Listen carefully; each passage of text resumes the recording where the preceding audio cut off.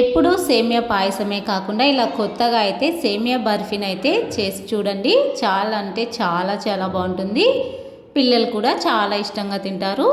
చేసుకోవడం అయితే చాలా సింపుల్ అండి. మరి చేసే విధానం చూసే ముందు అయితే ఒక చిన్న రిక్వెస్ట్ అండి, వీడియోకి అయితే ఒక లైక్ అయితే ఇవ్వండి ఫ్రెండ్స్. ఇప్పుడు వీడియోలోకి అయితే వెళ్ళిపోదాం.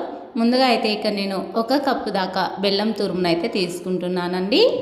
ఈ ప్లేస్లో మీరు చక్కెరనైనా కూడా యూజ్ చేసుకోవచ్చు. 1 కప్పు బెల్లంకి 2 కప్పుల నీళ్ళని అయితే పోసుకొని జస్ట్ బెల్లం ముక్కలు మాత్రమే బెల్లం ఉంటలు మాత్రమే కరిగేటట్లుగా అయితే కరిగించుకోవాలి. స్టవ్ పైన మంట సిమ్లో ఉంచుకొని. ఇందుకోసం ఎలాంటి పాకం కూడా అవసరం లేదండి. బెల్లపు సిరప్ రెడీ చేసుకున్నట్లయితే సరిపోతుంది. ఇలా మనకు పూర్తిగా బెల్లం కరిగిపోయిన తర్వాత ఈ గిన్నెను తీసి పక్కన ఉంచుకోవాలి. ఇప్పుడు మళ్ళీ స్టవ్ ఆన్ చేసుకొని మంట సిమ్లో ఉంచుకొని ఒక మందపాటి పాత్రను అయితే పెట్టుకొని 1 టేబుల్ స్పూన్ దాకా నెయ్యి వేసుకోవాలి. 1 కప్పు బెల్లానికి 1 కప్పు సేమియా చక్కగా సరిపోతుందండి. సేమియాను మంచి గోల్డెన్ బ్రౌన్ కలర్ వచ్చే వరకు అయితే వేయించుకోవాలండి. అలా అని మాడగొట్టుకోకూడదు. ఇలా సేమియా వేయించుకొని పక్కన ఉంచుకోవాలి. మళ్ళీ 1 టేబుల్ స్పూన్ దాకా నెయ్యి వేసుకోవాలి. ఇందులోకి 1 కప్పు బెల్లానికి 1 కప్పు సేమియాకి వచ్చేసి ఒక 4-5 టేబుల్ స్పూన్ల శనగపిండిని అయితే యూజ్ చేయాలి. కప్పుల ప్రకారం అయితే ఒక 1/2 కప్పుకి కొద్దిగా తక్కువ వేసుకున్నట్లయితే సరిపోతుందండి. ఇలా శనగపిండిని కూడా ఇలా ఫ్రై చేసుకోవాలి. అస్సలు మంట హైలో ఉంచుకోకూడదు. ఇలా కొద్దిగా కలర్ చేంజ్ అయితే చాలండి. మళ్ళీ మాడగొట్టుకోకూడదండి. మాడినట్లయితే ఫ్లేవర్ అస్సలు బాగుండదు. ఇలా మంచిగా వేయించుకున్న తర్వాత ముందుగా వేయించి పెట్టుకున్న సేమియాను వేసి ఈ శనగపిండిలో చక్కగా కలిసేటట్లుగా అయితే కలుపుకోవాలండి.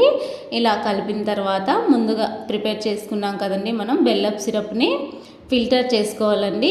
ఏమైనా నలకలు రాళ్ళు రప్పలు ఉన్నట్లయితే పక్కకైతే వచ్చేస్తాయండి.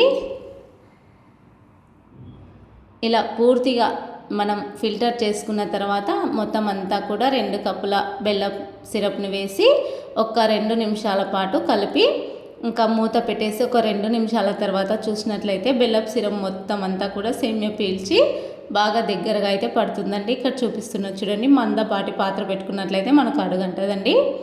ఇప్పుడు ఒక బౌల్ని అయితే తీసుకొని అందుకు కొద్దిగా ఆయిల్ కానీ నెయ్యి కానీ అప్లై చేసి ముందుగా రెడీ చేసుకున్న సేమియా అయితే ఉంది కదండి, దాన్ని జీడిపప్పులు అలా వేసి గార్నిష్ చేసి వేసుకోవడమేనండి. ఇలా వేసుకున్న తర్వాత ఒక 10-15 నిమిషాలు పక్కన ఉంచినట్లయితే మంచిగా అయితే సెట్ అయిపోతుందండి.